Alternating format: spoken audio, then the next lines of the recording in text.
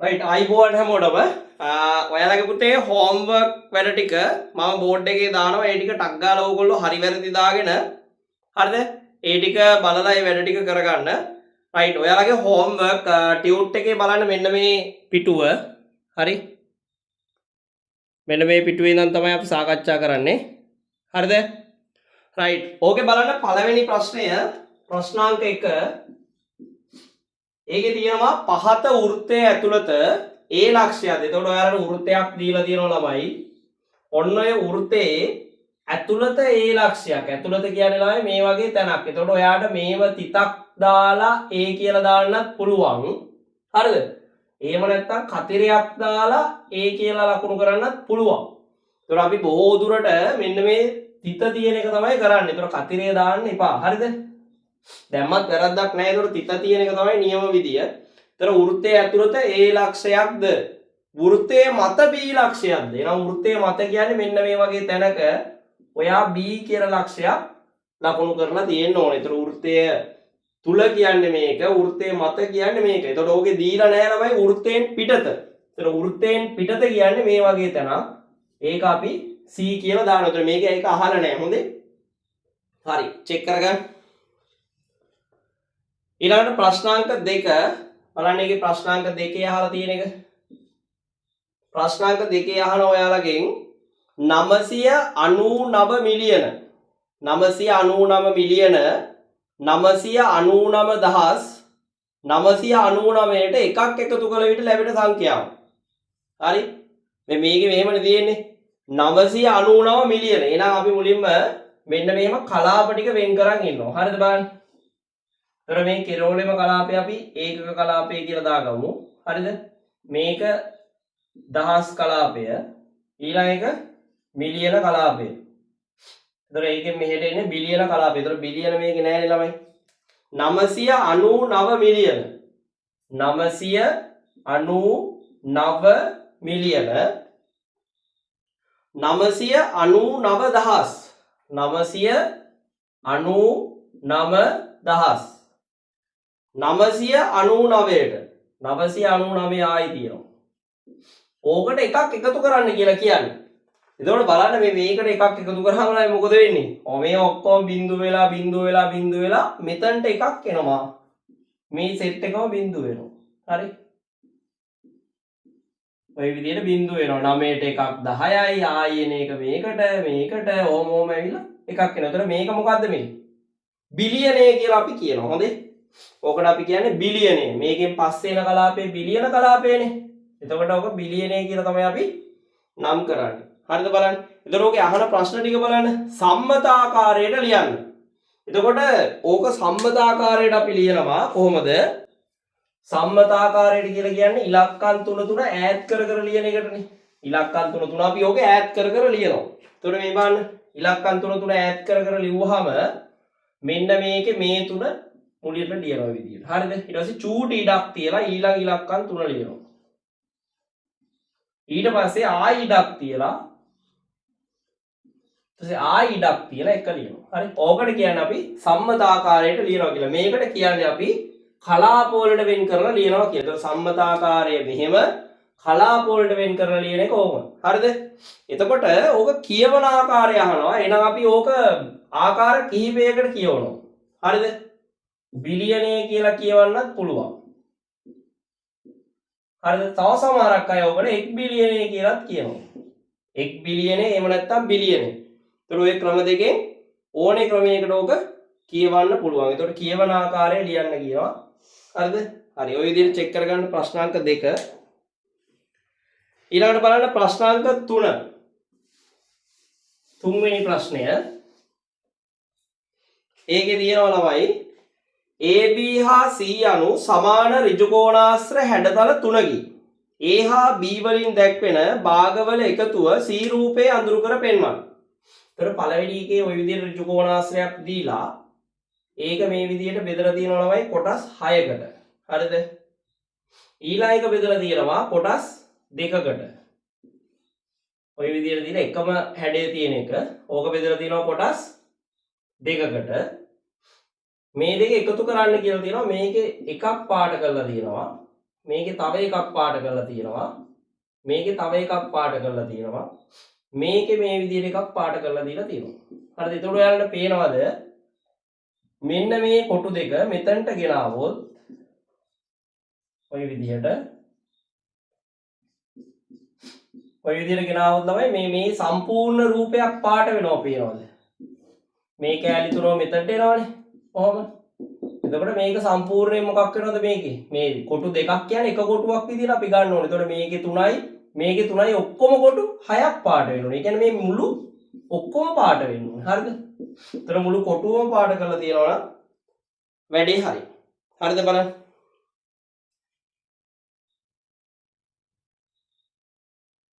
හරි ඊළඟ ප්‍රශ්නාංක 4 වෙනි එක බලන්න.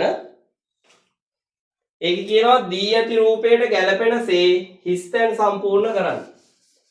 දී ඇති රූපයට ගැලපෙනසේ හිස්තැන් සම්පූර්ණ කරන්න. ඕකේ අහනවා ගුරුතුමිය සිටින්නේ කවිදුට කොහෙන්ද කියලා අහනවා. ළමයි ගුරුතුමිය සිටින්නේ කවිදුට කොහෙන්ද? ගුරුතුමිය සිටින්නේ කවිදු. කවිදු ඉන්නේ මෙතනනේ. එතන ගුරුතුමිය සිටින්නේ කවිදුට කිව්වහම අපි මෙතනට තමයි දිශා සටහන අඳින්නේ. එහෙනම් කවිදුට මොන දිශාවෙන්ද? මේක උතුර මේක දකුණ. එහෙනම් කොහෙන්ද ඉන්නේ? උපුල් ඊළඟ නැවෙන් ගිහින් ධම්මි නිදිද? එහෙනම් මොකක්ද දිශාව? නිරිත දිශාවෙන් කියලා විල තියෙනවනම් හරි. බලන්න නිරිත දිශාවෙන් කියලා විල තියෙනවද බලන්න. ගුරුතුමිය සිටින්නේ කවිදුට නිරිත දිශාවෙන්. අමල්ට මොන දිශාවෙන්ද කියලාත් අහනවා. ඒතර අමල්ට කොහෙන්ද ඉන්නේ? අමල් ඉන්නේ මෙතනනේ. ගුරුතුමිය මෙතන ඉන්නකොට අමල් ඉන්නේ ළමයි මෙතන. හරිද? ඒතර අමල්ට මොන දිශාවෙන්ද බලන්න. මෙතනින් දිශා සටහන ඇඳාම වයම නේද? වරෙන් කියලා එන්නේ මෙතනට. එහෙනම් වයම දිශාවෙන්. හරිද බලන්න උත්තර දෙක. නිරිතයි වයමයි උත්තර දෙක වෙන්න ඕනේ. හරි? හරි ඊළඟට තියෙනවා ප්‍රශ්නාංක 5 බලන්න. ප්‍රශ්නාංක 5 ඒකේ තියෙනවා ළමයි වාහනයකට ඉන්ධන ලීටර 2කින් හරිද අපි ඒක ලියාගමු මේදී ඉන්ධන ලීටර 2කින් කිලෝමීටර 24ක දුරක් ධාවනය කළ හැක. කිලෝමීටර 24ක් යන්න පුළුවන්ලු. අපෙන් අහනවා කිලෝමීටර 60ක දුරක්. දෙකක ලීටර් 2කින් 24ක් යනවායි කියලා තියලා අහනවා කිලෝමීටර 60ක් යන්න කිලෝමීටර 60ක් අපි මේ හරිය ලියාගමු. කිලෝමීටර 60ක් යන්න කොච්චර ලීටර් ප්‍රමාණයක් ඕනේද කියලා. හරිද? හරි. එතකොට ඔයාලා බලන්න මෙන්න මේ ලීටර් 2කින් 24ක් යනවානේ. නෑ ලීටර් 1කින් යන දුර හොයලා වැඩක් නෑ. ලීටර් 1කින් යන දුර හොයලා වැඩක් නෑ. ඇත්තට මේක හදන්න පුළුවන්. ඊට වැඩිය අපිට ලේසි වෙනවා. මේ බලන්න 24යි ඔනොත් මම ක්‍රම කීපයක් මේකට කියලා දෙන්නම්. 24යි 48යි 48යි. තව 12යිනේ ඕන වෙන්නේ. 24යි 48යි 48යි 48යි 12යි 60යි. තේරෙනවද කියන්නේ? එහෙනම් මේ 24ට 2යිනේ. මේ 12ට 1යි. දෙකකට 24ක් නම් හරිද? තව 24කට ආයි 2යි 12කට 1යි. එතකොට තමයි මෙතන 60 වෙන්නේ ඔය. හරිද? එතකොට මේ ටික එකතු කරගත්තා නම් උත්තරේ එනවා 5 ලීටර් කියලා. හරිද? ඕක එක ක්‍රමයක්. දැන් ওই විදිහට හැමෝටම තේරෙන්නේ නැහැනේ. එහෙනම් මේව හදන්නත් පුළුවන් මේක. ඔන්න බලන්න ඈ. මේකේ අපි ලීටර් 1කින් යන දුර හොයාගන්නවා. එතකොට ලීටර් 1කින් 12යිනේ ළමයි කිලෝමීටර්. එතකොට 12 වගේ ඒවා පහක් තියෙනවා 60ට බලන්න. 12 වරක් 5නේ 60 වෙන්නේ. එහෙනම් මේක 5ෙන් ගුණ වෙන්න ඕන. එහෙනම් මේකත් කාගෙන්ද ගුණ වෙන්න ඕන? 5ෙන්. එහෙනම් උත්තරේ ලීටර 5යි කියලා අවිල්ල තියෙනවා හරි. ලීටර 5යි. හරි කැමති ක්‍රමයකින් හදාගන්න. රයිට් 6 වෙනි ප්‍රශ්නේත් බලන්න ඕමම. ප්‍රශ්නාංක 6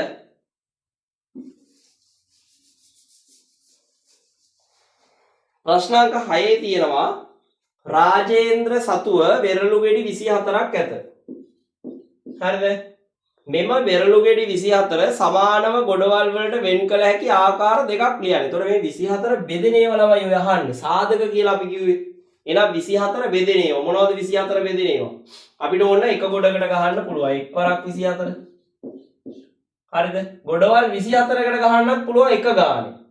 ඊළඟ ගොඩවල් දෙකකට ගැහුවා හැකි 12කට ගැහුවා හැකි 3කට හරිද 8කට ඊළඟ 4කට 6කට හරිද? ඒතර මේ වෙරළු ගෙඩි 24 මෙන්න මේ වගේ ගොඩවල් වලට ගහන්න පුළුවන්. හරිද? එක ගොඩකට ගැහුවා හැකි. හරියටම බෙදෙනවා.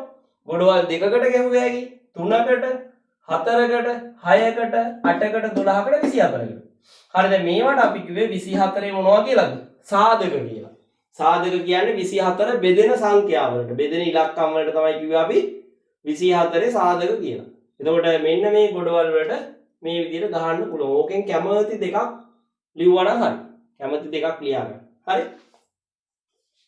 ඊළඟ 7 වෙනි ප්‍රශ්නේ බලමු.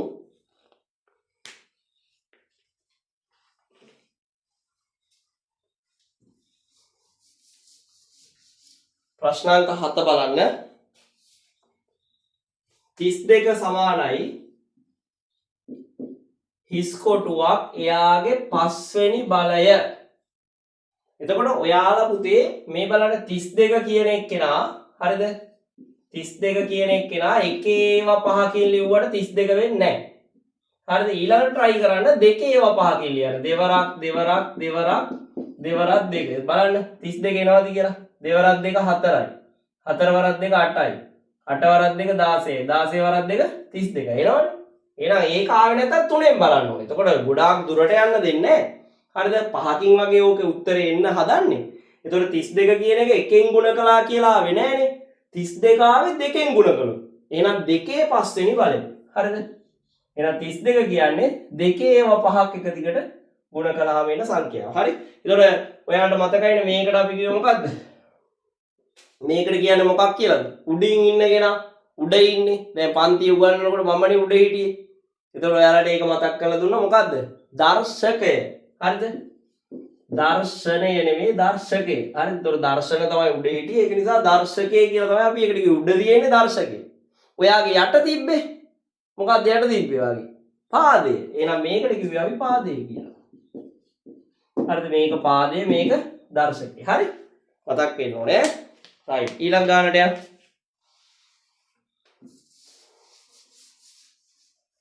ඊළඟට තියෙන්නේ 8 වෙනි ගාන 37 බෙදීම 3. බලන්න 37 බෙදීම 3. 3ට 3 ඒවා 1යි. හරිද? මෙතනින් දාන්න එපා. 7ට 3 ඒවා 2යි. 3 වරක් 2 6යි. එකක් ඉතුරු. එහෙනම් ළමයි ඕකේ සුළු කරන්න කියනවා. එහෙනම් සුළු කරා අපි ලබ්ධිය. ලබ්ධිය කියන්නේ මෙන්න මේකට. මේ තියෙන්නේ. ලබ්ධිය කියන්නේ අපේ උත්තරේ. හරිද? ඉතිරි වෙන එකට අපි කියන්නේ ශේෂය කියලා. එහෙනම් ලබ්ධිය 12යි ශේෂය 1යි කියලා අවිල්ල තියෙනවා නම් හරි. බලන්න ඒක. හරි. ඊළඟට ප්‍රශ්නාංක කීයද? 9. ප්‍රශ්නාංක 9 බලන්න. 9 වෙනි ප්‍රශ්නය අසමානතා ලකුණ දාන්න තියෙනවා. එතකොට පුතේ ඍණ 5යි ඍණ 7යි. එතකොට අපිට බලපු බලන්න මේකේ පේන්නේ මේ 7 තමයි ලොකුයි කියලා. හරිද? 7 ලොකු නෑ. හරි? මොකද 7 ලොකු නෑ කියන්නේ පුතේ 7 ඍණනේ. එහෙනම් ඍණ වලින් ලොකු ඉලක්කම පොඩි. ඍණ වලින් ලොකු ඉලක්කම පොඩි. එහෙනම් මේකේ ලොකු ඉලක්කම පොඩි ඉලක්කම ලොකු වෙනවා ඍණ වලදී. හරිද? කියන්නේ අපෙන් 5ක් යන එක අපිට ලාභයි. අපෙන් 7ක් යනවට වැඩි. එහෙනම් 5 ලොකුයිනේ. එහෙනම් කිඹුල කට අරින්නේ ඍණ 5 තියෙන පැත්තට. ඍණ 5 තියෙන පැත්තට තමයි කිඹුල කට අරින්නේ. හරිද බලන්න. ඍණ 5 තමයි ලොකු. හරි? right. ඊළඟට ප්‍රශ්නාංක 10 බලන්න. A හා B අක්ෂර වලින් දක්වා ඇති කෝණ කුමන වර්ගයට අයත්ද? A බලපු ගමන් පේනවා පුතේ පරාවර්තන කෝණයක්. එහෙනම් A පරාවර්තී කෝණ පරාවර්ත කෝණ. B සුළු කෝණයක් බව පැහැදිලි. මෙන්න චූඩි එකක්. හරිද? එහෙනම් B කියන්නේ සුළු කෝණයක් කියලා තියෙනවා නම් හරි. B සුළු කෝණයක්. හරිද බලන්න. B කියලා කියන්නේ සුළු කෝණයක්. A පරාවර්ත කෝණයක් B සුළු කෝණයක්. හරි? right. ඊළඟට ප්‍රශ්නාංක 11. පහත වගන්තියෙන් දැක්වෙන්නේ නියතයක්ද නැතහොත් විචල්‍යයක්ද? නියතයක් කියලා කියන්නේ ළමයි ස්ථිරයි. හරිද? දැන් මගේ අතේ ඇඟිලි 5යි. හරිද? නියතයක්. හරිද? 5යි නෙවෙන්නේ. ඒක නියතයක්. හරිද? දැන් මගේ කටේ තියෙන දත් ගාන කීයද දන්නේ නැහැ. ඒක පුද්ගලයාගෙන් පුද්ගලයාට වෙනස් වෙනවා පුතේ. හරිද? 32ක්ම තියෙන්නේ නැහැ. එහෙනම් මිනිස්සෙක්ගේ කටේ තියෙන දත් ගාන 32යි කියලා ස්ථිරවම කිව්වට ඒක හැම වෙලෙම 32 වෙන්නේ නැහැ.